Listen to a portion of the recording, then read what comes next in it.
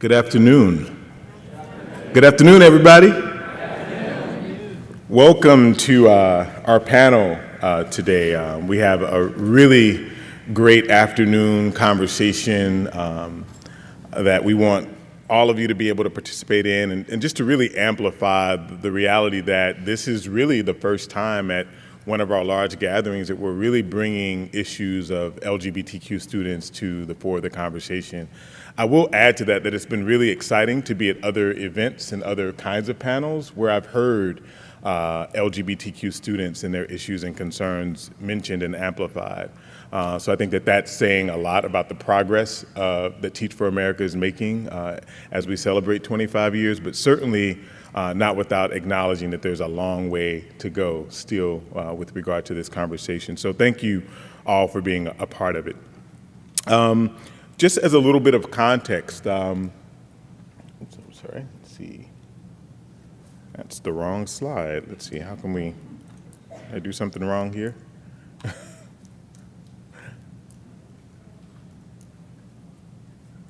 Yes, you are all at the Beyond Marriage Equality discussion. I'll start.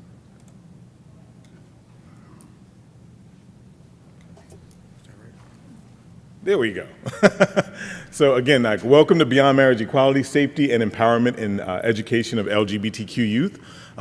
Believed it was really important to begin to have a conversation about the issues that our young people have in our schools, in the schools that we serve and where we've served for so long, the work that our partners are doing to amplify this work, in particular because, as we all know, marriage equality, at least for the past decade, maybe even more, has pretty much consumed a lot of the conversation about LGBTQ rights.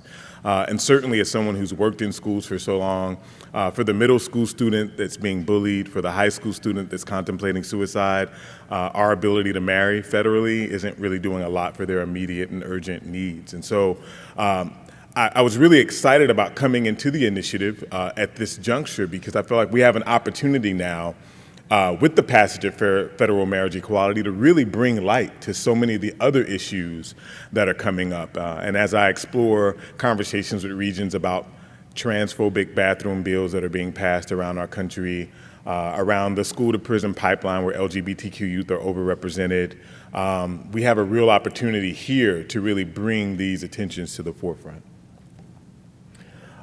Just a little bit about me. I've taught in schools for 15 years, mostly in Oakland, California, Washington, D.C., right here, where I taught at Cesar Chavez Public Charter High School for Public Policy and coached basketball there, and also in Houston, Texas.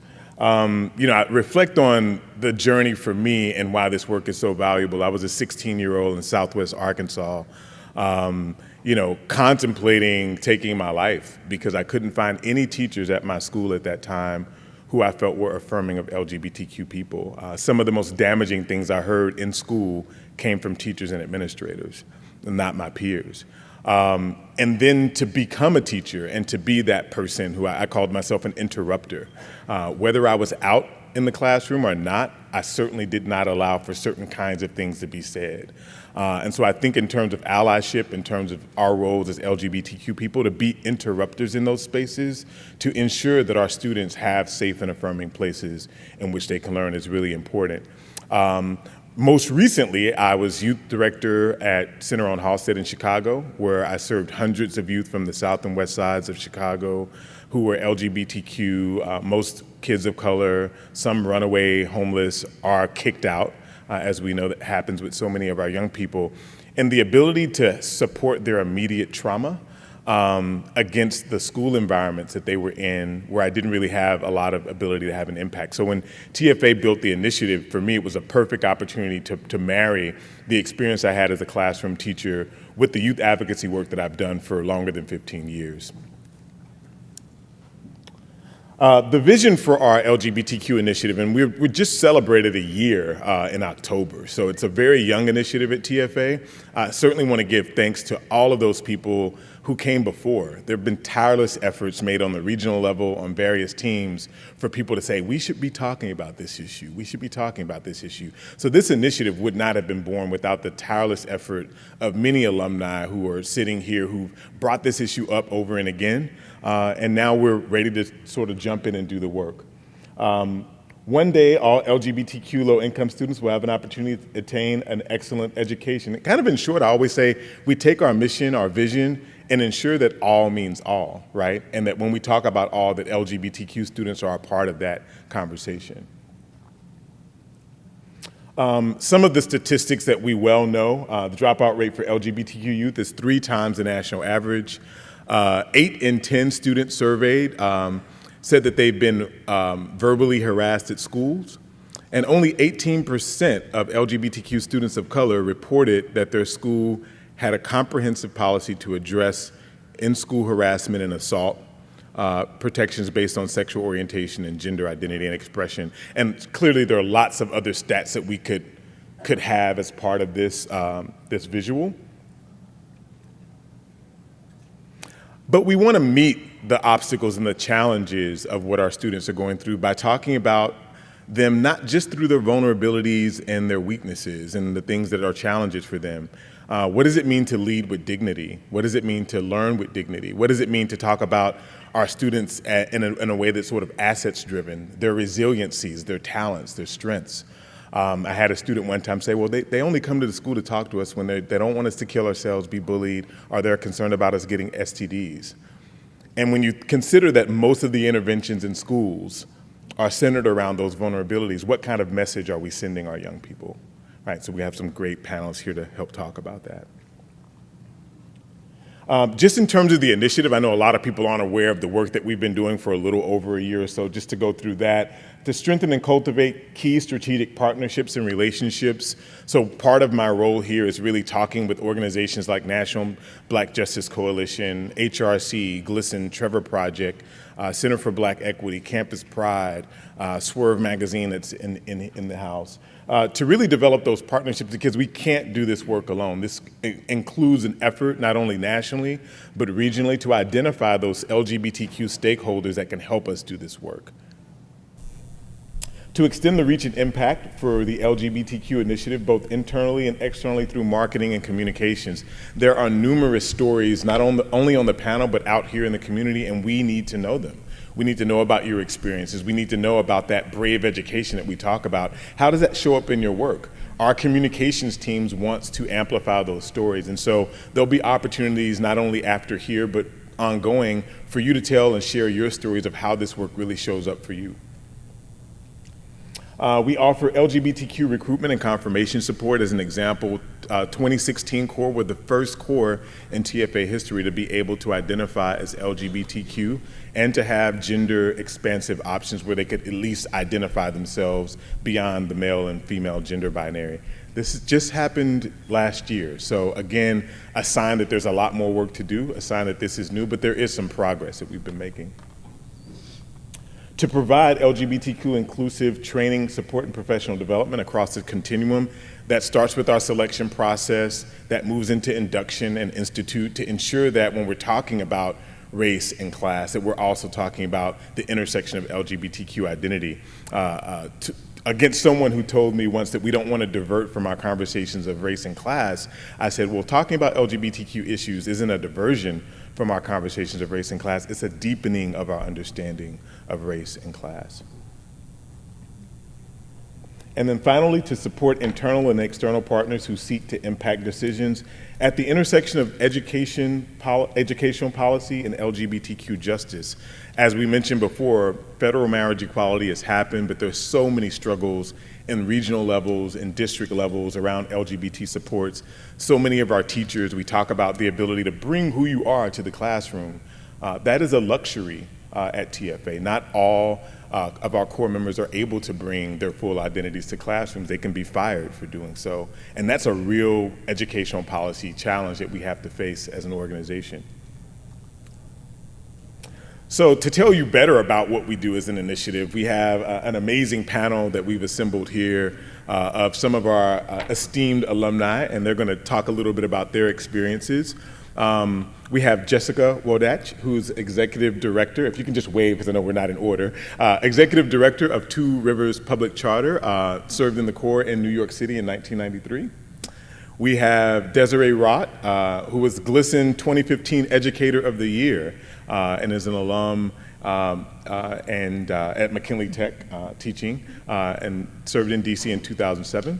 We have Justin Tandingen, Director of the AAPI initiative, also very active as a board member with AAPI Equality, an organization doing this work in Los Angeles, and who served in the Bay Area Corps in 2009. And then finally, Kat Ling, who's Director of Leadership and DEI, which is Diversity, Equity, and Inclusiveness for TFA Arkansas. So let's give our panelists a nice warm.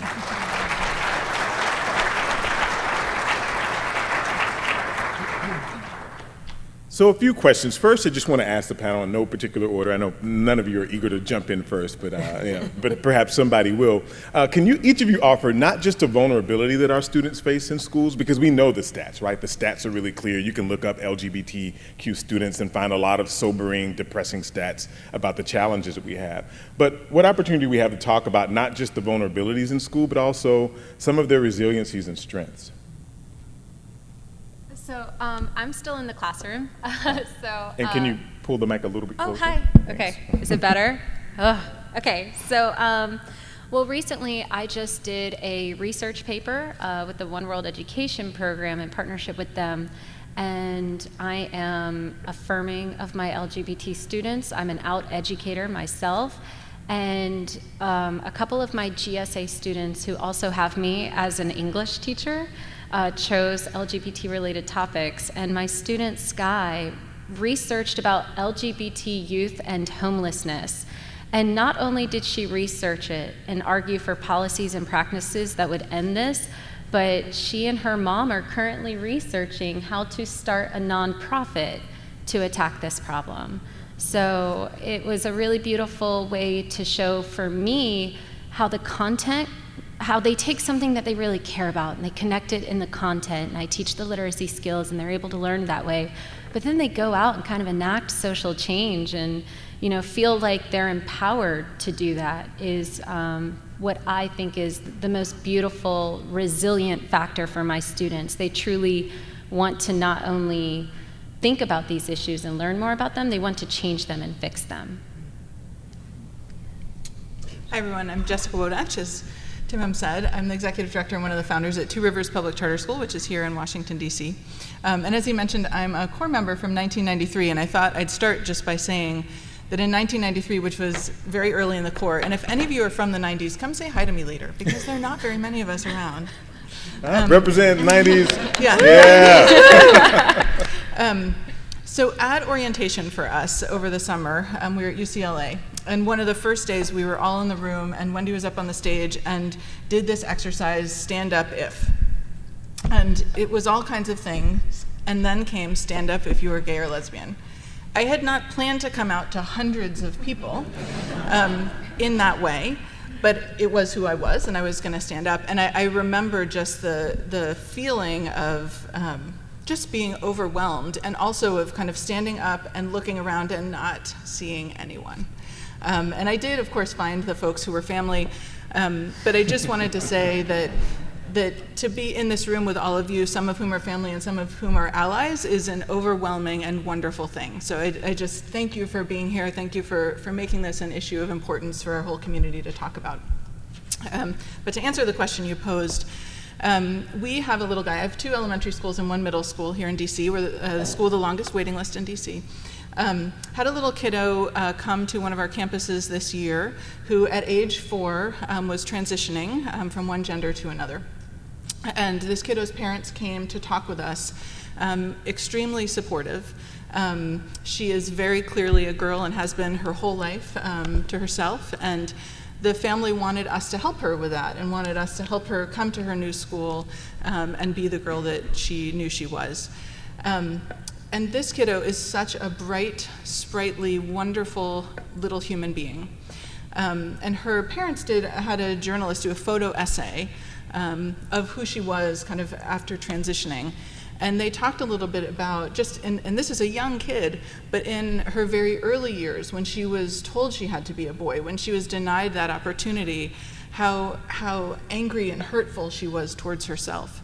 And I look at that, and I look at who she is in school, and I think that that is tremendous.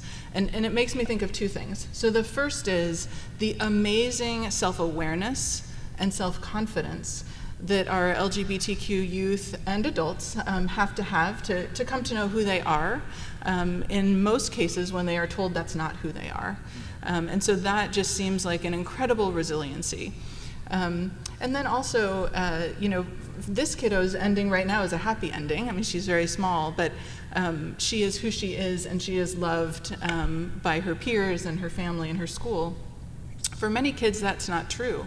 And so thinking about just how powerful it is to have any kind of ally, anybody who understands you and recognizes you, and how that expression of who you are as a person can come through when you have somebody to look at and share who you know supports you. And so I'm delighted that she has a happy ending, and I know we're all sitting here because we want all of those kids to have happy endings. Thank you. I'm her mom. Oh, hi! Oh.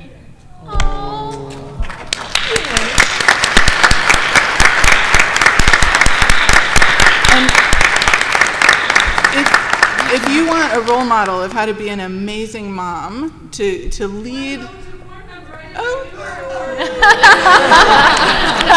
Well, here's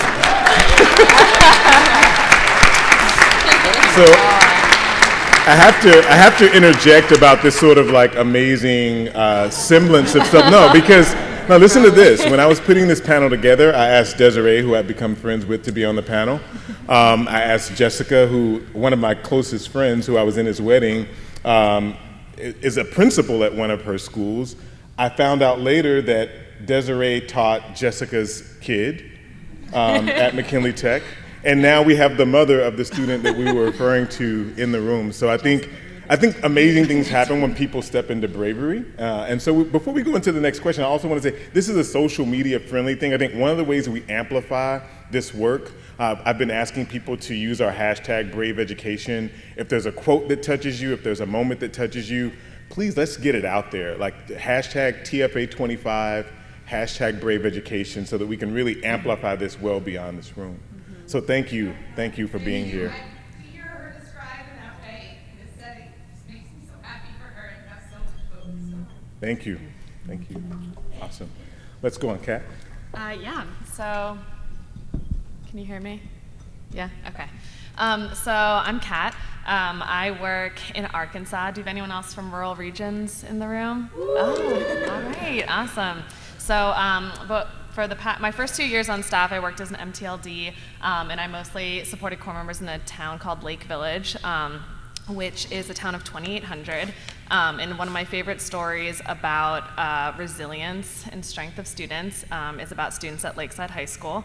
And in particular, there was just a big problem with bullying going on at the school, and students were getting more and more fed up with it, in particular the bullying of LGBTQ students. And so eventually, it was my second year as an MTLD, and students were coming up to the teachers who I was supporting and saying how tired they were. You know, they really wanted change to happen. They were so frustrated. They had enough. And the teachers provided them with some resources, which were looking at getting prepared for GLSEN's Day of Silence. And I think what particularly was amazing to see was how the students navigated the constraints that they were within, being in a town of 2,800 people, being in a town where the nearest GSA was in Northwest Arkansas, which was like 7 hours away. There's no LGBTQ organizations nearby except in Little Rock, which is 2.5 hours away. And the students figured out a way to show their support for their peers and to show their pride for themselves. And in particular had planned out a whole week leading up to Day of Silence, in which each day they wore a color of the rainbow and spread the word. They shared it with their teachers, and it was a way that they really figured out, how do I show support? How do I get my peers to show support? in a way that would be allowed, and they would be okay, and they wouldn't, you know, face further bullying from administrators or other peers. And just to see that and how that's blossomed now into them, they're still working to get it to be a school-approved GSA, but again, they found ways to hold it off school grounds. They meet on Thursday nights. They figure out ways to make it work, and the people know about it, the administrators know about it, teachers know about it, other kids know about it, and just the fact that it exists now, and that they've been able to make it work, and they're still working so hard despite some of the real challenges that they face in trying to get a GSA off the ground has been really amazing to watch. Good afternoon, everyone. I'm so privileged to be on this panel and really excited to be here today in an LGBTQ-friendly space and positive space. As I was growing up, there were not a lot of role models that I had that not only looked like me, but also identified in the way that I did as a young gay Filipino. In high school, coming to age was really difficult to find people to latch onto and find mentors, because oftentimes in the AAPI community, your mentors are your family. And so if you don't have any out family members, then that's kind of tough to find. And I lived in a primarily white community, and so I didn't have a large Filipino-American community to really find other out folks. And so I have devoted a lot of my time in Los Angeles to an organization outside of my work, which is API Equality LA. And it's been amazing to see the work that they get to do. It's only one of 3 national organizations in the nation that have paid staff for the AAPI LGBT community. And one of the greatest resources I think that we have is called QA Space, and it's stories of AAPI LGBT folks and their coming out and what it was like for them. I wish I had that resource as a kid, to be able to read these stories and see these faces of folks that looked like me. And so if you want to check out the resource, it's qaspace.apiequalityla.org. It's qaspace.apiequalityla.org. This is an amazing resource for students, and I think can really shift the way that students can see themselves in a positive light and access their trauma, oftentimes in ways that they might not have thought about before, and hopefully some healing because of that. Next, we're going to actually shift to a question that I kind of referenced earlier when I said that a cornerstone of our core is that we want our educators to bring their full selves to the classroom and to their teaching, and the reality that is a luxury, and that so many of our LGBTQ core members don't have that ability and don't have that privilege, in particular in states where there are no employment protections for LGBT people. So very briefly, because I know we have to move on to the next thing, could you talk a little bit about being out or not and sort of how you navigate that decision as someone who's in education? Sure. So it took me a long time to come out, just as a person, and to my students. The first 5 years I was teaching, I was not out. And I went to very great lengths to hide that part of me. But in the last 3 years that I have come out to my kids have felt so much more empowered. I've seen a change in the dynamic of my classroom. I have had students come out, like my student Rico. He was closeted, and through having out role models. I think that that's the most important thing for our students, to have out role models, to show them that it's okay to be gay, but more than okay.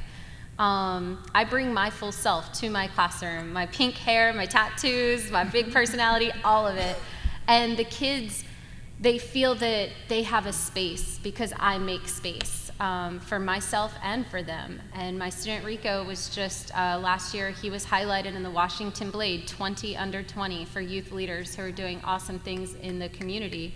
And, I think that in seeing my coming out to my students, every part of my classroom has improved. I have a GSA resource center in the back of my classroom. Kids come during lunch, pick up a magazine, pick up a book, and they feel like they have that safe space. And I just think that our students deserve visibility. And the one thing I want to show them through my presence is to live life out loud.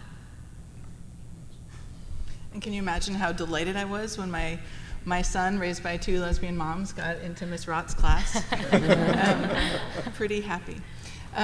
So when I came out to my mom, the first thing she said to me was, "I'm afraid you won't be able to be a principal."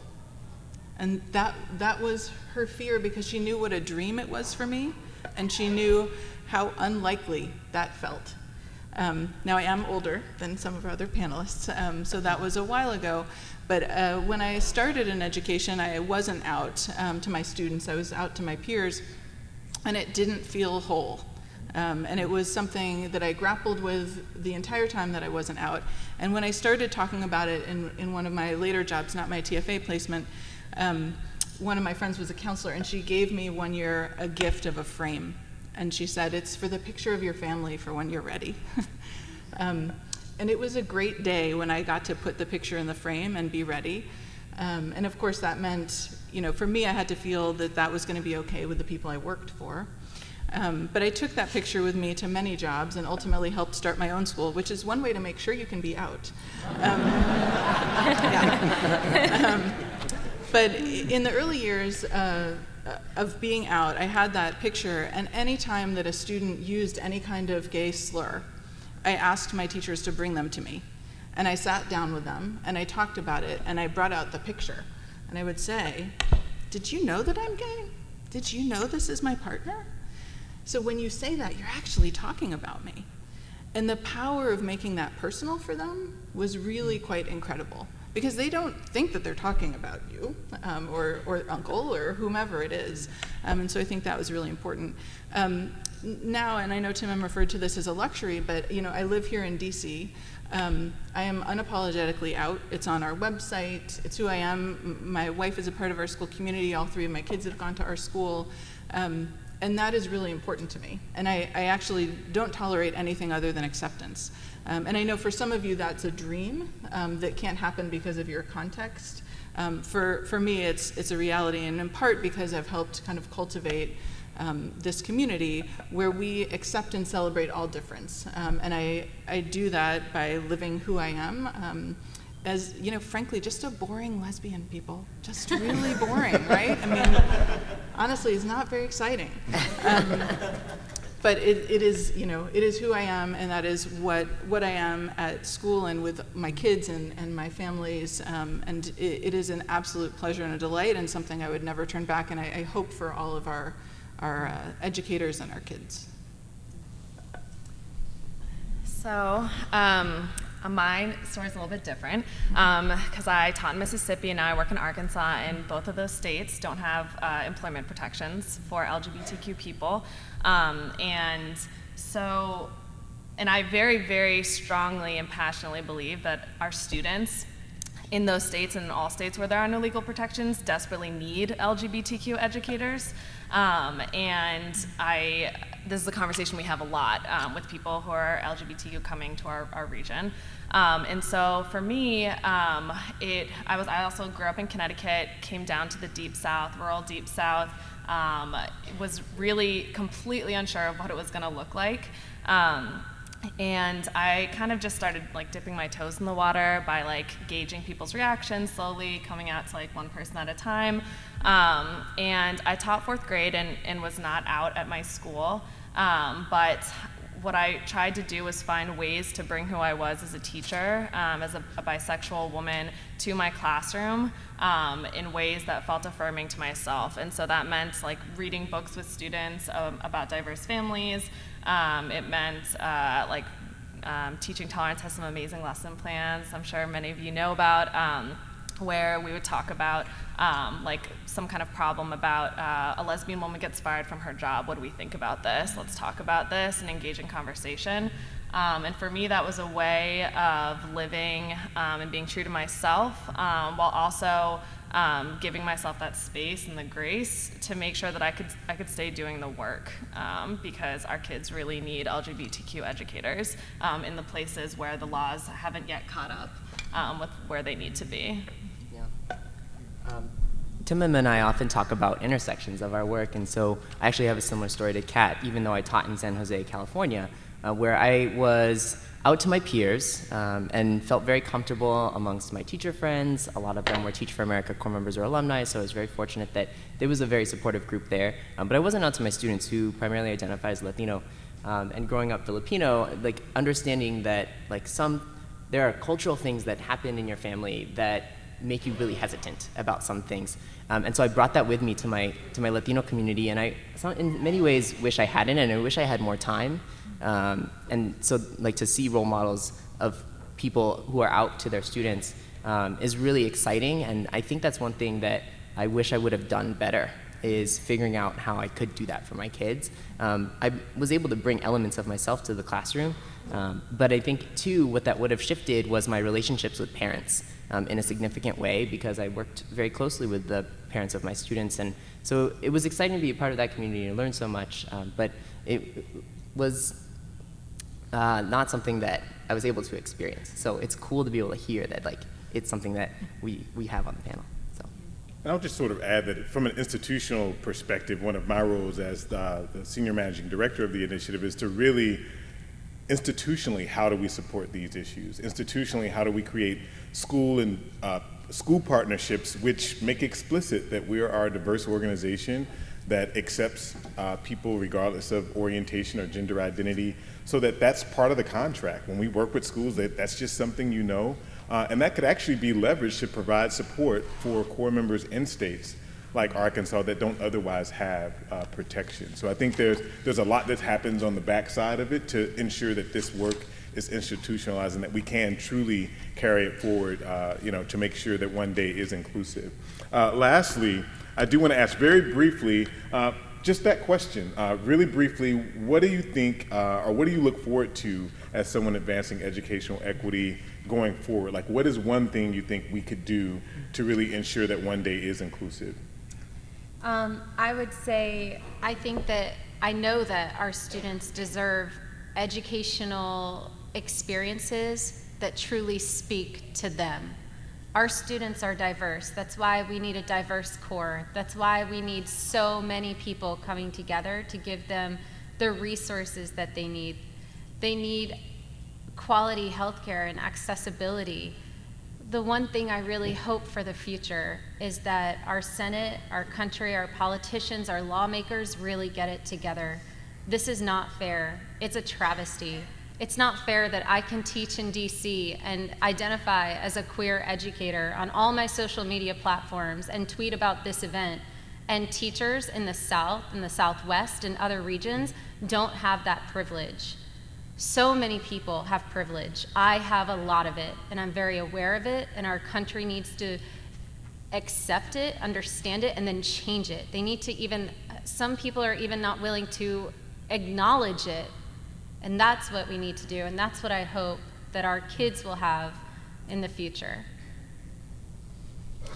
I think that one of the things that's so important about my school and many of our classrooms is that we create safe and affirming environments for all kids to be their authentic selves, and for us as educators to be our authentic selves. And for some that mean being able to be transgender. For others it might mean being able to be an introvert. It might mean being able to bring your families to class that don't speak the same language. Whatever it is, creating those classrooms is really critical, and that is something that we can work on. And I think Kat gave lots of good examples of the kind of tiny steps we can take to get there, but that is my hope for all classrooms in our country, that they become places where kids, no matter who they are and what their background is, that they feel safe and welcome and excited to learn.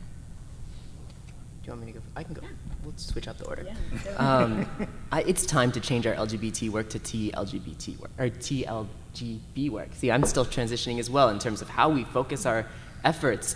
This is a panel about beyond marriage. It's time to really start advocating for our communities in a different way. And for me, identifying as a gay man, I also have a lot of privilege, and it's taken me a lot of time to recognize even the use of different pronouns. And so using they was a transition for me, but that's also an exciting thing for our young kids who are growing up using this language at a young age.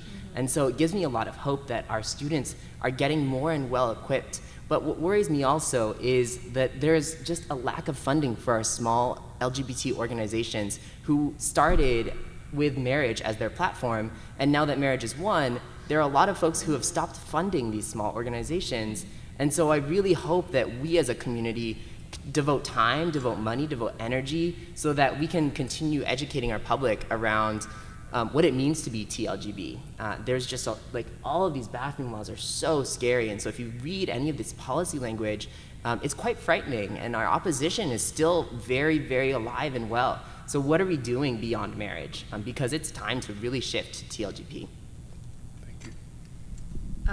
So I'm going to talk from a regional standpoint and thinking about our organization. And so for me, when I think about what do we need to do to ensure that one day is realized for all LGBTQ students, is what can we do to make sure that we have as many LGBTQ educators as possible, and particularly in places where kids need those role models. And so for me, as Timon was kind of talking about in Arkansas, we're thinking about what does it look like to put into our memorandums of understandings with districts that we support all core members of all sexual orientation, sexual identities, and like that is something we take a stance on in our region, putting that in front of districts in the very beginning of our relationship with them in the contracts, and being able to have that as a foundation. Should anything happen, we've already like put how we feel on the table, and we can open that up for a discussion, for questions. And another thing that we're thinking through is how do we make sure that in a state in particular where we don't have legal protections yet, how do we make sure that our LGBTQ educators can come here and get what they need in order to do the work for our kids who so desperately need them?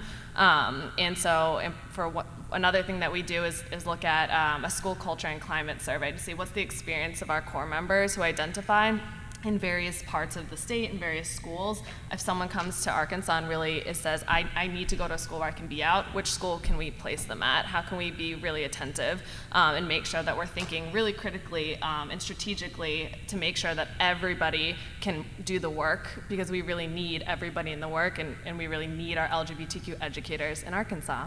So if anyone wants to come to Arkansas too, yeah. Let's give this panel a round of applause as they transition off. And I'm going to ask our next panel to join us on the stage. Let's see, am I hitting this the right way? I think I have a locked. You can come on up. I'm having a. Let's see if I can just.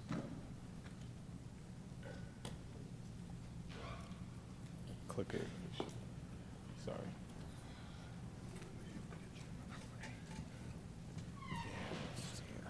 Let's just try unplugging Just it. do it. Unplug it and just hit. You can just use this. Oh, I can just use If you're gonna just stay with that. It's not. It's just not No, clicking. it's not doing anything. Okay. All right. There we go. All right. There we go. I'll just click.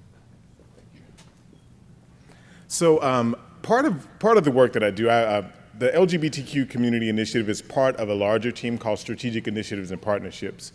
So a big part of what I get to do, and coming from a space where I wasn't a core member, I had very little knowledge of TFA before I came on board, but I think one of the strengths that I had was the relationships that I have with many people broadly. And like I said, moving this work forward means doing a lot of work. Sometimes I talk to people and they go like, you work for TFA? You know, like, or why are you working for TFA? I mean, I'm sure some of you have had those conversations. I'm a grassroots organizer type guy, and so sometimes that's the reaction that I get. And I'm very clear, like, you don't have to love TFA to move this work forward, right? That this is about our kids, our students, and really doing the right thing. And I think from our place of humility and respect, which is one of our core values, it sometimes means that we have to like not toot our own horn and what we do so great, but to really acknowledge some of the places where we could do better. And so I think these partnerships are very reflective of that. So we're going to talk about organizations fighting for LGBTQ youth. On our panel, we have Eliza Byard from GLSEN, Executive Director of GLSEN, and I'm very happy to mention that GLSEN is also celebrating 25 years this year as well. So let's give her a nice round of applause.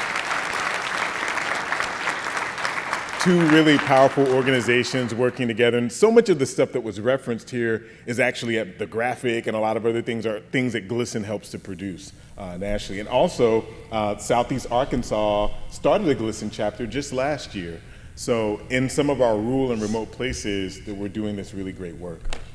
Next on our panel, we have Dr. Paula Garcia, who is Executive Director at TFA in the Rio Grande Valley. Let's give it up for Dr. Garcia.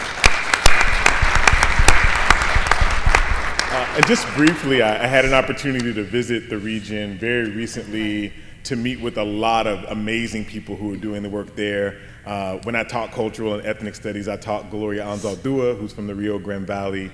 So just really powerful, and I think that some of the most tremendous work that's happening around LGBT issues is happening in our region, and I'm really thankful for allies like Paula Garcia, who really help enable her staff to push this work forward. So thank you again. And then lastly on our panel, we have Sharon Letman-Hicks, who's Executive Director of the National Black Justice Coalition. Let's give it up for her as well.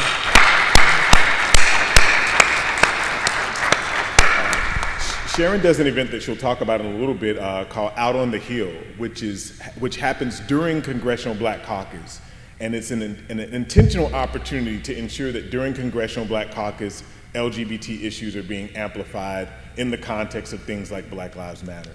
So, thank you. So in terms of our questions, let's see if I can get this thing to click. It's not clicking. Okay, well, we won't need that. The panel questions aren't working. I can't get this to work out, but I have the questions in front of me. So, so the first, I just want to talk about sort of, as executive directors for our partner organizations, and certainly Paula, you as an ED in one of our regions, given that equity for LGBT people for the past decade or so has been focused primarily on marriage equality, what opportunities do we have to amplify other issues that can impact LGBTQ low-income students? In any particular order? This is a question for each of you. All right, everyone's looking at me. First of all, let me say what a pleasure it is to be here and to be with fellow panelists, and also to reinforce the great work that Timim has been doing in leading this initiative within TFA. I apologize in advance. I am here in a break of my own National Board of Directors meeting, which is happening about 10 minutes away, so I will need to leave promptly, and I apologize in advance for that. So one of the things, for those of you who may or may not know GLSEN, we are celebrating our 25th anniversary, and our work is focused on transforming K-12 education to make all schools in America safe and affirming for TLGB students. We work systemically, and we work at the school level, and we have a national network of chapters that does that. But what has been so exciting, I think, about the recent years of progress and the partnership with TFA specifically, it's something I want to call out as a challenge as we try to make sure that every student, including low-income students and students of color across the country, are served, is that we have made progress in the last 8 years because we have had a partner at the federal level who is invested in public education as a site where civil rights must be enforced for all students. And that partner has interpreted existing federal civil rights law to include sexual orientation, gender identity, and gender expression, particularly under Title IX. So what feels hugely important as we think about this election year, I do not endorse any candidates. GLSEN is a C3 nonpartisan organization, but I commend this issue to your attention. The most important thing that we can do systemically is preserve the sense of investment in public education, where civil rights must be respected, where desegregation is a huge, must be a new priority for our work when we think about how resources in our system are currently being distributed. If we want to make sure that every single LGBT young person in this country has an opportunity to realize their full potential, we must ensure that every LGBT student in this country has access to high quality, free public education at schools that sustain, affirm, keep them safe, and allow them to realize their full potential. And for TFA specifically, you represent an incredible investment in that system. And even as we think about the legitimate issues with how this investment plays out and how core members can function in this system and what role you play, the more that you focus on the investment in sustainability with a commitment to civil rights for every child sitting in that classroom, for public schools, that I think is an LGBT cause, is a cause for all of us who care about social justice and educational equity. I'll be happy to follow up on that. We got to stop meeting like this. I know, really. Good afternoon. Again, I'm Sharon Letman with the National Black Justice Coalition. I want to first commend the first panel. You all were amazing. That was such an amazing framing to this conversation. I want to thank you for your outstanding presentations. And Tim M., you know you mean the world to me. When I hear questions like urgent issues supporting LGBT, low income, anything, that's code for children of color. So as somebody that represents black LGBT people, including youth, and I'm a commissioner on the White House Initiative for Educational Excellence for African Americans, it makes me take it a step further than you talking about we don't endorse, and we don't as an organization, but there is a recognition within this current administration that LGBT equality matters. It's to the point that when you talk about low income, however, and people of color, and how I specifically represent the African American voice within the LGBT movement, it's different when you look at issues at the intersection. It's different. And I have to tell the story when I was speaking at a diversity and inclusion conference in New York, of all states, out in the suburbs. And LGBT resource coordinator for a county came up to me, and after we spoke, she said, how can you help us get someone to help the black LGBT youth? This was a white woman. She was very comfortable in what she was saying. And I said, but you were introduced as the LGBT resource coordinator. She was like, yes, for the white part of town. So first, y'all can change that attitude. And I was literally just, I'm never at a loss of words. I was at a loss of words. And I sat there and I wanted her to deconstruct. She was like, look, my part of town is funded to do XYZ for XY students. The other side of town is funded to do the same thing. They always call me to come over and help the LGBT youth, and they're all black. She literally said they're all black. And I was like, okay, she felt real comfortable. But the reality, she was just being honest. She's like, it's not my job. And somebody over there is getting the money to do that work, but refuse to do the work. So they might be called something else, their title might be different. You know, inclusion and diversity, and every time we talk about empowering, the lack of sensitivity, not just on her, with understanding that people are not born LGBT. Okay, it's a movement, but you cannot divorce their cultural core. You cannot divorce their racial identity, their cultural and ethnicity. So just because you have a black friend that's LGBT or black youth in your school, do not deprive them of their racial and ethnic identity. Do not do the reverse and say, well, we know all black people are homophobic. No, we're not. And some of y'all are like, And so when you can't, and I don't like using the term reverse discrimination because that's ignorant. But it's really about, we have to all respect each other's everything. Identity is very complex. And that's why you see the Black Lives Matter movement happening the way it is. Because in many aspects, people saw a black president doing so much for a constituency that they feel that he doesn't represent. And I'm the person that says, yes, he does, because they're black LGBT people. But it's that intersection and ignorance of people that don't accept all identities, and you don't have to trade off one movement for another. It is so when you talk about how do you support LGBT youth, this is the youth that's leading the Black Lives Matter movement. These are the youth that are leading immigration fights. The empowerment of LGBT equality as a construct for many of us who studied the civil rights movement, and we hear about all the liberation that went on. Well, a lot of the liberation that's going on beyond marriage equality are young people who are being true to their identity and are unapologetic of bringing their whole selves. but they are not the people you're necessarily putting in front of your students. The diversity, it's great that you have your story because a lot of our community is traumatized from 18 to 80, from 8 to 80. So a lot of the young people under 18 are being born into a society that they see equality. So they're going at it like gangbusters.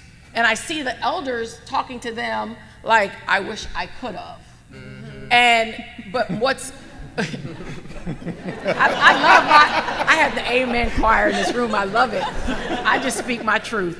So, but the reality is you have to now build in the construct where LGBT equality is mainstream or empowered, but still very Anglo, you have to now do an extra emphasis in looking at diversity.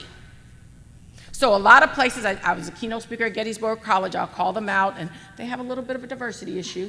And it was phenomenal to be there as the MLK speaker and they invited me because the campus is so empowering to LGBT equality, and we were there to talk about MLK, so I was supposed to bring the diversity together. That was a new spin. And it was a fabulous experience because the LGBT population there was so empowered. There were youth there, the choir director did an out message, and his youth were babies to teenagers, but everything around lacked diversity. So it was a beautiful recognition of the LGBT population, but the black people in the space or lack thereof, and even other people of color, I was supposed to be there to try to help build that bridge because they were having a Black Lives Matter upheaval on their campus with their 3% African American population. So, and that's hats off to them that they actually want to try. But that, the civil rights movement still matters inside the LGBT equality movement. Thank you. I wanted to make a quick, Just gonna. I just asked Yeah. for permission just to make one quick historical follow-up that I think is really important for all of us to recognize. The LGBT movement is only where it is today because the Civil Rights Coalition made space for us 10, 15 years ago, all right? And there came a moment when President Obama was elected when literally we had a GLSEN staff meeting, and the point I wanted to make was now is the moment where we have the seat at the table and the right to invite somebody else in for the first time ever because that coalition made space for us, and we have to do that in a way that is the sort of next step on the slingshot. So I just want to acknowledge that that comes from a history, and now it's our turn to make sure that we're putting the right faces forward and actually making space for another move along that continuum. So, thanks. Wow, I'm just feeling so inspired and so schooled on a lot of things because my context is extremely different. I'm the executive director of Teach for America Rio Grande Valley, and my community is very homogeneous. We're like 98% Mexican American and 2% other. Mostly white, a sprinkle of AAPI, and a sprinkle of African American people, and a lot of people from all over the world. But, and you can see, growing in a traditional Mexican American community, this is an issue we don't even talk about. We're not allowed to talk about it.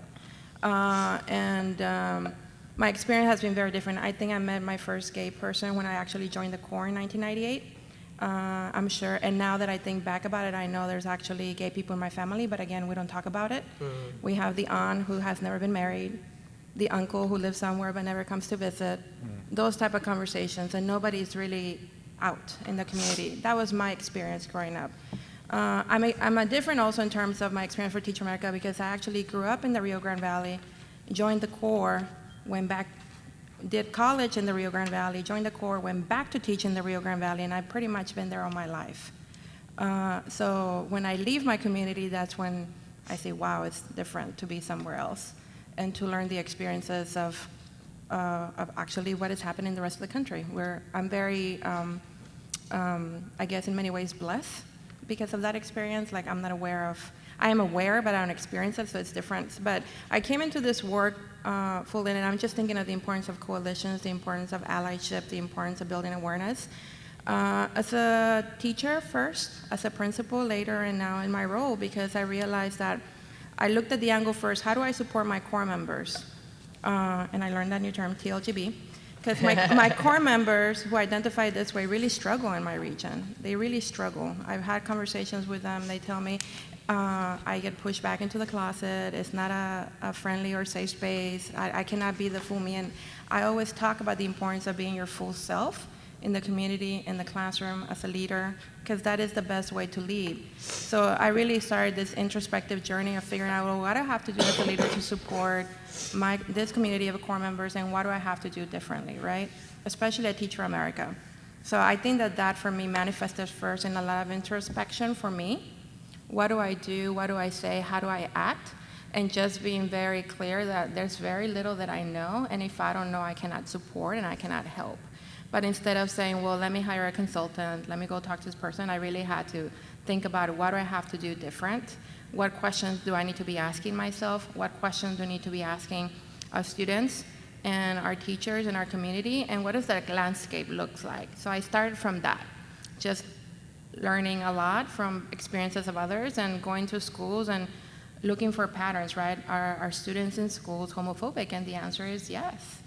I started listening to my family's conversations, and I heard a lot of that in my own family, and just asking myself that that's not okay. And me being in the room and accepting it is me supporting it. So I started just by doing the change with myself. So I would be in a room of family, and people would say something horrible. I would say, that is not okay. If you're gonna be in my house, we cannot speak that way. The same thing as a school leader, right? If I go to a school and I see same behaviors, whether it's with a superintendent or principal or whomever I'm talking to, if they said something that doesn't sit well with me, like I have to say something like that. And Tim taught me that I'm being an interrupter. I didn't know that. But because I realize I have a lot of influence in my community. I'm very well known, I'm very well respected. And I realized that when I took a stand for that issue, other people started to watch. And then what it really hit home for me personally, and this is something very personal, I'm raising 2 boys. I'm raising 2 young Latinos who I want them to realize, I want them to be their full selves, and I want them to grow up and be whoever they need to be, whoever they want to be. And I realized that even within our family, I would hear a lot like, boys don't play with that, boys don't do that, don't, like all those stereotypes that now in the Teach for America world we don't use and we don't say. That's happening in my own home. And I realized I was not okay as a parent, so what would happen if my boys grow up? And whoever they decide to love, would I love them any less? That's why I got very emotional with the story of the student, like, no, I want my boys to be accepted for who they are, and I'm willing, if I'm willing to be that fierce and fight for my 2 boys, then I should be doing that for everybody else's children. And that was a big epiphany for me, and when Tim asked me to be in this, I'm like, well, I'll do it, because I'm excited, and I really want to figure out, and I want to learn how to be a better ally, how to work as a collective, and really continue that introspection for myself, because that's also very connected to my faith, right? If I know better, then I should be doing better. And I'm in that point in my journey where I'm still learning a lot, but I want to do better for all communities in general. And I feel that I'm in a position of a lot of privilege, I'm in a position of a lot of influence, I'm in a position where a lot of people follow me and listen to me, and I think I have the position to lead in that way, and I want to lean in and do the work that needs to get done. Awesome. Thank you all. It's interesting, I have to be transparent around it. I mean, I've known Eliza for some time, and Sharon certainly even longer, and one of the reasons I did ask for Paula to be on the panel is because so often this word ally gets sort of thrown out very sort of empty, right? And in TFA culture, it's really progressive to say, oh, LGBT people, yay. But when it really comes, right, but are you willing to interrupt, right? And I think that, Paula came to me and said, hey, I don't know a lot, I'm still learning, I get it wrong sometimes. And to me, that's the power of an ally, right? Someone who's willing to own that they're not the expert, that they're still working on things, they're still learning things. And so thank you for taking my invitation and joining the panel. I want to ask some specific questions really briefly. I do know you have to exit, Eliza. So first of all, the work you do with GLSEN, if there's something, like what can we do to support the work that you are leading with GLSEN? Sure. Well, I think that thematically, just to pick up on exactly what you're saying, just at its core, allyship is when someone takes up and owns their own power and privilege and decides to put it to work in an intentional way in a way that's designed not to put yourself in a leadership role, but to say, I understand I could get something done, and I'm willing to spend and use and make myself a little bit uncomfortable to use my power and privilege for the benefit of another group of people, another individual. That's allyship. And doing your homework so you do it well. You really, really honor the story you tell, because that's at the heart of it. So what we do at GLSEN is an education organization. Our job is to understand what works in a K-12 context to help promote a safe and affirming environment for LGBT youth and questioning youth and allied youth, and to do that in a way that is relevant across communities and across regions, and to then provide really targeted, appropriate interventions that an education system can put to work to make that climate come about, right? That's our job, because we're not an LGBT organization, we're an education or K-12 education. So for a small example, so one slice. So for the individual educator, what can you do? Well, we started with two very simple. One thing we hear from schools all the time is, oh God, don't give us another program, right? So we tried to start with very simple toolkits for individual educators. We have one K-5 that's called Ready, Set, Respect, and we have one 6 through 12 that's the Safe Space Kit. And this is meant to be something for an individual who wants to be an ally to those students, no matter their own personal identity. There are 4 things in a school environment that help to transform it. One is the presence of a supportive educator. Just knowing there's someone there who supports you, even if that student never talks to you, that makes a concrete difference in the life of a student. One supportive educator can save a student's life. 6 or more working together can begin to change a culture. Safe Space Kit is meant to empower you as an individual ally to take concrete actions that can both make yourself visible to that student and begin to reach out to your peers in a way that will build that base of support to transform a culture. And we try to make those steps very concrete, very accessible, and appropriate to whatever level and whatever environment you're in. One key thing for us is the sort of the iconic Safe Space sticker. But even we did an evaluation of the kit, and the teachers using the kit, even those teachers who did not feel safe to put up the sticker, found there was some other action they could take. So supportive educators are key. Having LGBT, TLGB will roll off the tongue soon, TLGB affirming policies and supports at the school level is the next ingredient. Then having really accessible leadership opportunities for student engagement around LGBT issues, whether that is the presence of a student club, commonly known as a GSA or a GSTA, or the names are evolving, or other engagement like the GLSEN's Day of Silence, Ally Week, things like that. And the 4th ingredient is the presence of positive and accurate depictions of LGBT people, history, and events in the curriculum. And of those, we have seen the growth of policies. We have begun to see a really wonderful increase in supportive educators. The GSA, the youth movement to move these issues forward, is one of the most moving things I have ever had the privilege of witnessing in my life. The curriculum has not budged much over time, but we're getting there.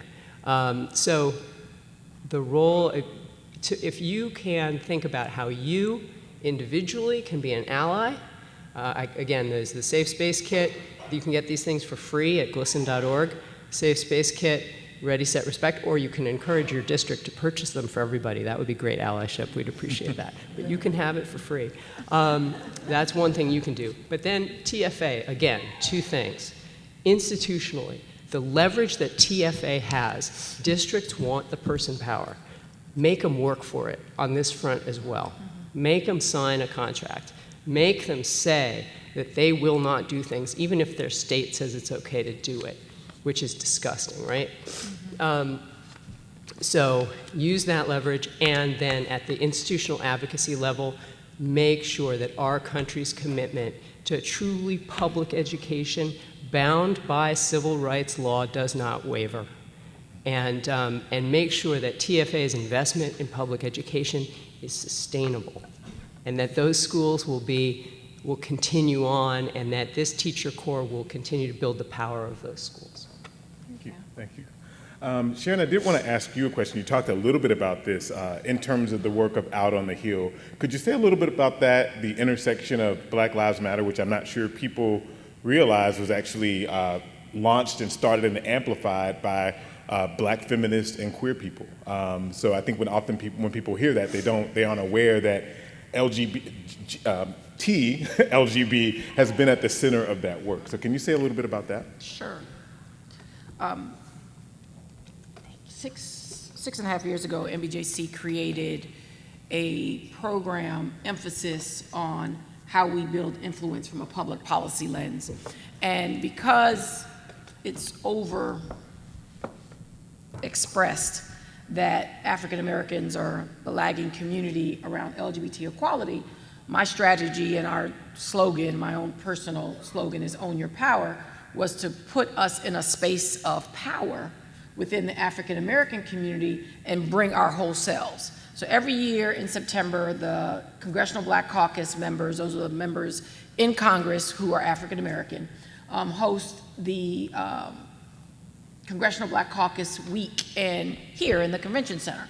So we started in 2010, and our goal was to bring our public policy agenda as people who live at the intersection of racial justice and LGBT equality to decision makers who haven't necessarily been held accountable or been in a direct action, so to say, to address LGBT equality issues. Historically, this last decade has been phenomenal, but historically, African Americans, especially in the classroom, especially in the federal government, especially in halls of power, have been given a pass on dealing with LGBT equality issues simply because it's like race versus anything else. Because we represent the community at the intersection, we are not under that clause.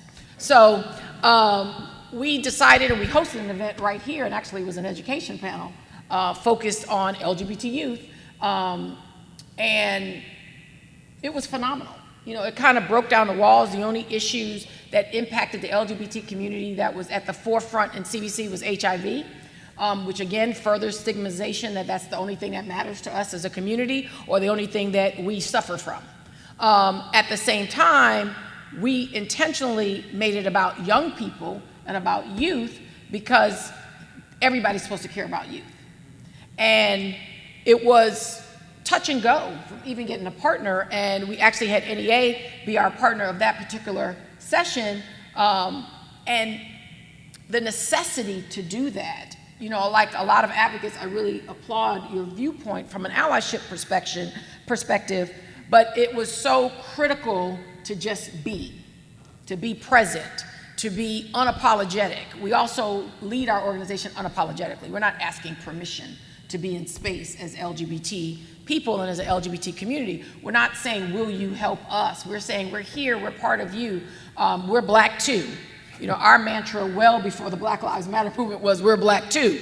And that is especially represented in Black space to recognize our population identity. Absolutely, thank you. And then lastly, Paula, in terms of partnership work in spaces like the Rio Grande Valley, can you say a little bit about maybe some of the organizations and how you're thinking through how to amplify the work that you're doing in the community through partnerships on the regional level? Yeah, so as we started, as I started thinking about this, and then I work with a phenomenal group of people, one of them who's here, Bobby. I really didn't know, like, where do I even start in my community, when a community where nobody talks about this thing, right? Like, who are the partners, who are the allies, who are the people doing this work? So actually, Bobby is the one that connected me to some of the groups. He went to a conference that I was invited to. And one of the things that we realized is there's actually a lot of people through the Civil Rights Connection. We have the ACLU in our community that's doing a lot of work in terms of, in Texas, where even though we're in the South, we actually, all our school districts, and I did not know this, that they had actually done a study around, they looked at all the teaching contracts. We work with, there's actually 32 small school districts in our region, 12 of whom we partner up with, and they did a study of all the teaching contracts where they found out that actually there's quotes and there's wording to where gender should not be an issue, or however you identify yourself should not be an issue. Now is, has anybody tested it? We don't know. Because again, it's something that we don't talk about. So we know that there's another group that actually works with Lupe organization is La Unión del Pueblo Entero, which works with migrant workers, who's also taking this as an issue for their cause, again, civil rights issue, and working with a lot of youth, especially with our Dreamers, which is a big population in our community, and our documented, we have Teach for America documented core members, but also we have a lot of documented students in our high schools. They're also taking this issue on and trying to figure out what are the pathways and how does it affect that particular community. We also found out there's a PFLAG, which is a parent group that is working to create this awareness and is very, very active in a particular community with the school board. So we had him over for lunch when Timon was there, just to figure out how do we work better, more as a coalition. What do we have to do? How do we continue to grow an awareness of the things that should be happening that are not happening? And it was just wonderful to realize that there's actually more people that I can connect, my core members, my region, my teachers, my superintendents, and the people that I have a daily connection with who are doing this work around this broader umbrella of civil rights issues. And to me, that's empowering. To me, that's creating that awareness. And then how do we do it in a way where we're, at the end of the day, for me, it's about the work with our youth. How do we do this so that what has been happening, what I've seen in the last 15 years as an adult and as a professional, is that like my peers who identify as TLGB leave the valley. They really don't feel this is a place where they can live, where they can raise a family, where they can be who they need to be.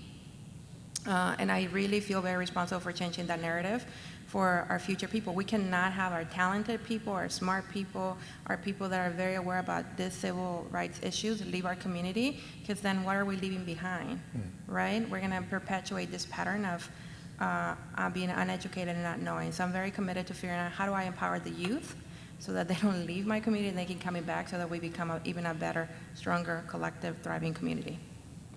Thank you, thank you. So in the interest of time, I'm not going to have the other panelists that were here before come back and join, but I do want to open it up for a few audience questions. We have a limited amount of time, and I certainly, I will stay here until they kick us out. But I do want to open it up for any of the panelists from before or currently. Are there questions that we have from the audience? We have a mic here and here. I can keep talking forever myself, but hopefully we can have a few audience questions. Hi, yes. My name's Nkirika. Thank you everybody for being here. So I want to talk about the word ally that everybody's been using. Recently there's been a lot of people actually breaking down the word ally and saying it's not as positive as you'd like to think it is, because essentially it almost necessitates that you have a person that you connect the issue to. But in the absence, and especially in the situation where some people will not even advocate for themselves because they don't feel safe to do so, do we need to be more than allies? Do we need to simply be advocates for human rights issues and stand by it, whether others are or not? Absolutely. I love the word that I use with Paula, which is interrupter, and that doesn't demand that there's somebody present. It just means that you act when something doesn't feel right, when something's not right. I'm not sure if either of you want to speak to the term ally. No, but I really appreciate that question and comment. I don't subscribe to the word, period. If they have to call me anything, they call me a sister in the movement. And because for us, it's a black family movement. National Black Justice Coalition is deeply, and I'm an Afro-Latina, so I have to also, and this is the thing about identities, you would not know that. So again, when you have to, I appreciate you using the word advocate, because I actually learned from a young woman who was a child of 2 lesbians, and somebody called her an ally. She was like, an ally? Those are my moms. I'm an advocate. And she just went off. And it was just, it was so empowering to me, even in this work, to see her describe herself. And I've always rejected the term allyship because, one, you should never call yourself an ally. Someone should give you that honor because you have demonstrated that. That's number one. And it's almost become like overused, sexy term. You know, I'm down with y'all, but will you do what you're supposed to do? And that interrupter is, I wrote it down. I was like, that's cute. Because you cannot be an ally if you're not an interrupter. Yeah, absolutely. Because if you've never interrupted, scratch, you're not an ally. It's not just being down with. It's like, you know, that one black friend? No, it's not like being down with. This is a civil rights movement. And how have you shown up to step up to be a part of the dynamic change. We're changing laws, we're changing structures, we're changing mindset. It's a lot for any human being to digest. So that work has to be advocacy. Yeah. Yeah, and I guess for me that's what resonated because, like I said, I had been in very many conversations where people would say things that I did not agree with, and I thought I was I'm Teach for America, right, 1998. I'm very steeped in this culture of you say certain things and you act certain ways, and and then one moment, like, the light just went on, like, I could just not sit in this place and not say anything. I have to say something, and it might mean people in my family not talking to me. And I mean, we have the platform right now with the TLGB, but it means also, in my case, about certain religions, about certain communities. I mean, it can be a whole bunch of things, and we might come from families like that, right? But I just decided that I have to be true to myself, I have to be true to my values, and I have to stop the conversation and interrupt. If I lose friends, I lose friends. Maybe they were not friends, right? If I lose family members or people start coming to my house, that's okay. And in my circles change, that's okay too. But I have to be true to what I believe is right. And most important, again, I'm a parent. I have to be raising the type of kids that I want to be in this world. And I want the type of kids to be like the way that my values are and what I believe. And if I don't model that, then what can I expect? Absolutely. I think we have time for a couple of other questions. Yes. Hi, my name is Darren Lippman. I'm a new 2016 core member in Milwaukee, so I haven't been in the classroom yet. Welcome. Thank you. So in my years in college, I've been very involved in the TLGBT community. But in college, it's been fairly homogenous, mostly white students. How can I make sure that I am supporting my students of color who are TLGBT? Right. And I'd like to speak to that somewhat, in just that, like, I think in terms of the interrupting that we talk about, it's not just about our allies as as straight allies interrupting in those situations, but, you know, are our curriculums culturally competent? When we talk about LGBT history, are all the figures that people have to look at white gay men or white lesbians? How can we diversify our stories of who we talk about? And so I think when we talk about being an interrupter, it's across many lines. It's about the intersections of our interrupting, right? Not just one thing or another thing, but where they come together. I see one question here and then yours, and then I'll take yours, and then we'll have to close out. So yes. Hey, thank you for giving me the opportunity. I'm from Teach for Bangladesh. So here we are talking a lot about like how can we incorporate the laws and everything. For my context, I can't even go and tell anyone that I'm not straight, I'm bisexual. I cannot even tell anyone. Leave like helping my kids to understand. Like I taught kindergarten kids. So how do I start with how do I start with saying that this is real? It's a taboo. People don't talk about it. So how do I start? Yeah, I mean, I think that's a real question, and I know in my own experience, when I was in a context where I could not be out, I was told by the principal, can't be out, and I had already been out, so I had to recloset myself in a particular circumstance. Yeah, something like that. But you can be the loudest mouth ally on the planet, right? You can be that interrupter that doesn't necessarily self-identify, but that still, in terms of the issues, ensures that those students that you teach know that someone at the school, as Eliza talked about, that they have one person that they can identify who speaks positively about that community and about those issues. So that's all that I can lend to it. I understand the context, and I get calls actually from a lot of Teach for All regions. I work for Teach for America, and I'm not the most culturally competent in these other contexts. So I think we also have to continue to do work in those spaces. I went up to the Teach for All office yesterday and said, when will they have some kind of LGBTQ initiative to support Intersectionality, Mexico, who I talked with 2 weeks ago about a trans core member who's coming out? Teach for India, who I have a conversation with next week, right? I'm the Teach for America guy, and I'm still learning our 52 regions. So I think institutionally we have to do better, not only Teach for America, but also Teach for All. Yeah, so, and I think the only thing that I would say, again, not knowing what your experience is and not thinking that I understand it, but I guess this is where the power of coalitions really comes into focus. Like when I talk about my friends who struggled through this and who left, I think one, your safety, right? What is safe for you at the most human level? Like you have to be physically safe and you have to be safe. And I grew up in Mexico. which in a rural part of Mexico, which can be very homophobic and actually not safe for people.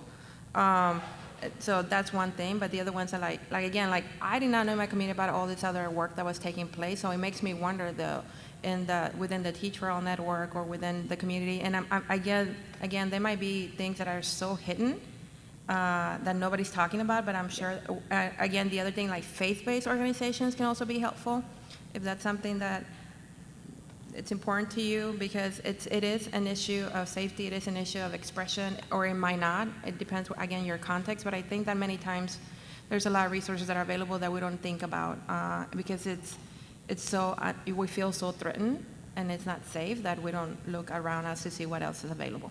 But that's just my humble opinion. Yeah, and thank you very much. Like here, seeing all these people in here, it's so liberating for me itself.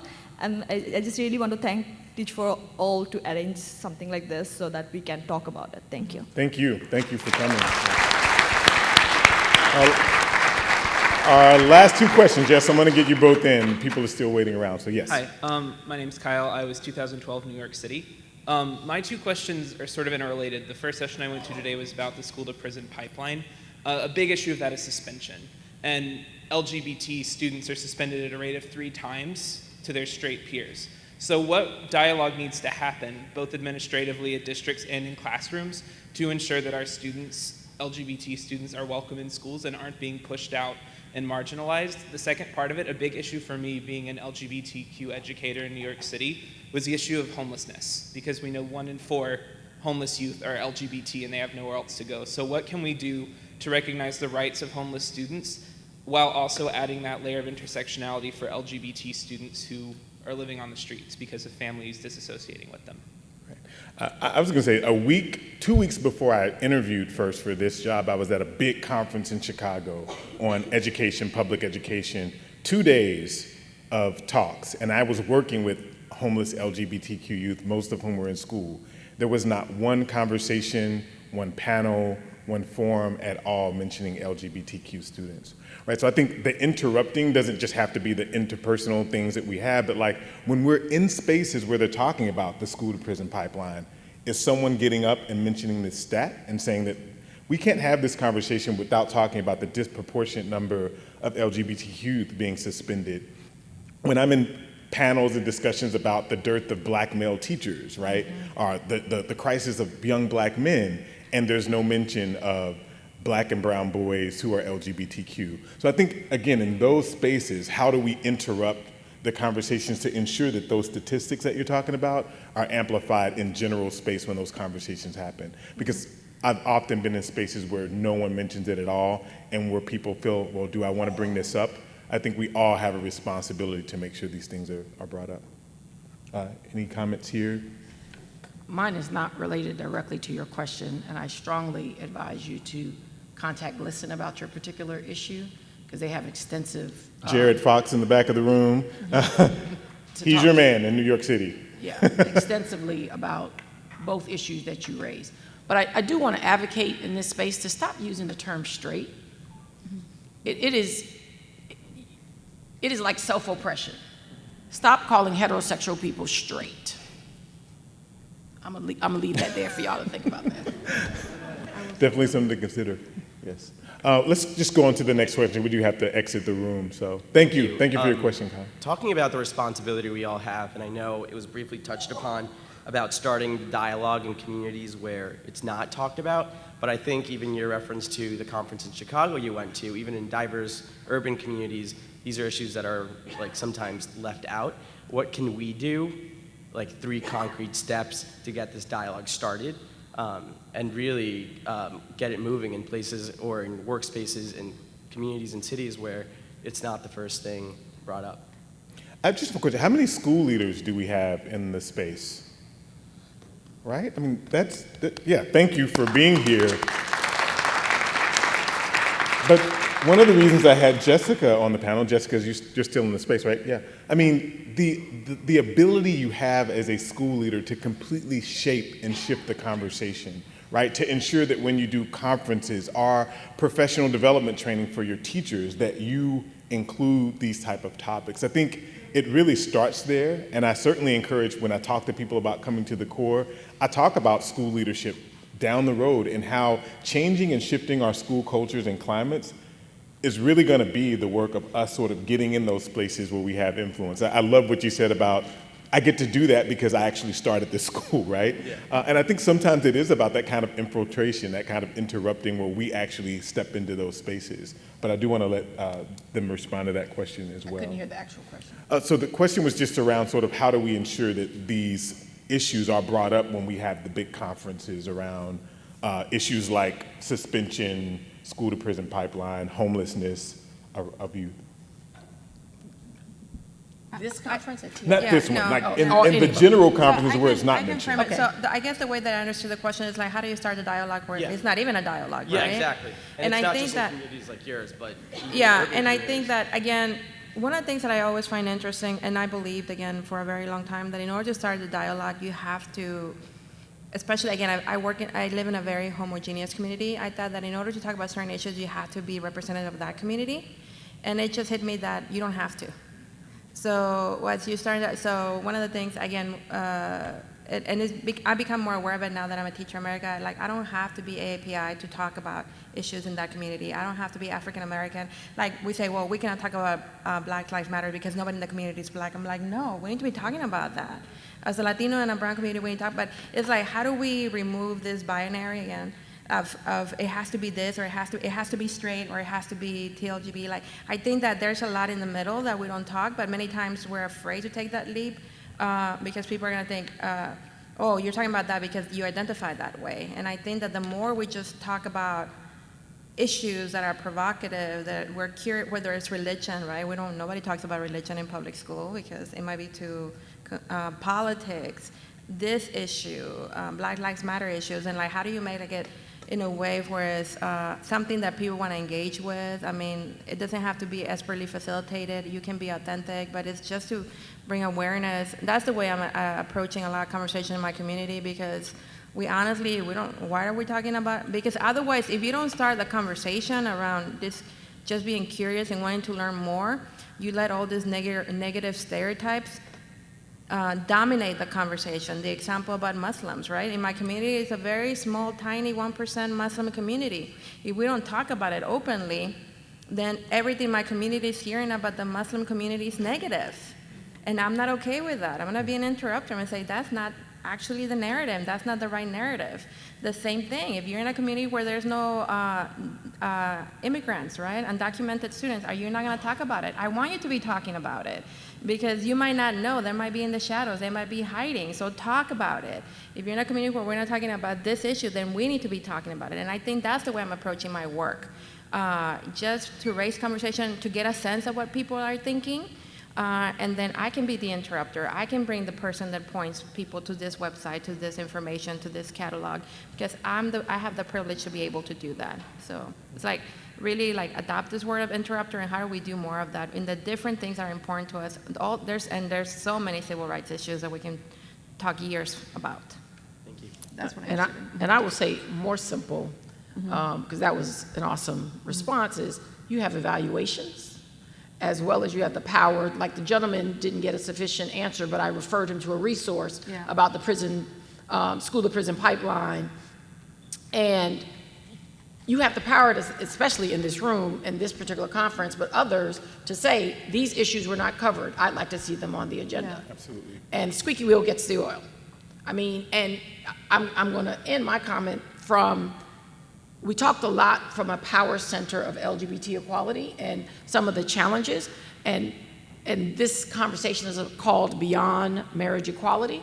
One of the main things that all of us need to be dealing with from an interrupter, if we want LGBT equality for all, then the white privilege within the LGBT community, or the white privilege within your own context, needs to look at the diversity of LGBTQ. So we can't talk about it just at intersection, but there's a lot of people who are LGBT who walk in privilege, and predominantly white, that have to understand, for America to see everyone and respect at every level LGBT equality, you have to also look at how America is constructed. And it's not just about being sensitive about people's race and culture and ethnicity, but building the space. As Eliza said, Eliza is my big advocate. She makes sure whenever there's something where there's an overrepresentation of African Americans and everybody in the room is making decisions as white, she picks up the phone and calls me because I'm her black friend. But at the same time, she doesn't just call me, she invites me to the meeting. She brings the context. And she is a staunch advocate on integration and diversity and all the other issues, and she steps back in the most affirming ways to allow us to speak for ourselves and to bring our agenda. It's no different when you see something missing. Like everybody up here was stumbling just to say TLGB because somebody was an advocate to say, y'all need to think about this. Yeah. He was an interrupter. So by virtue of that, there are so many dynamics of this civil rights movement. And because it's not monolithic, we have to make space for issues, for diversity of viewpoints, for interrupters, for protesters, and everything of the like, because it's about to show up. It's already started showing up, but it's about to show up in a whole different way. Absolutely. Let's give it up for all of our panelists, those that came up before.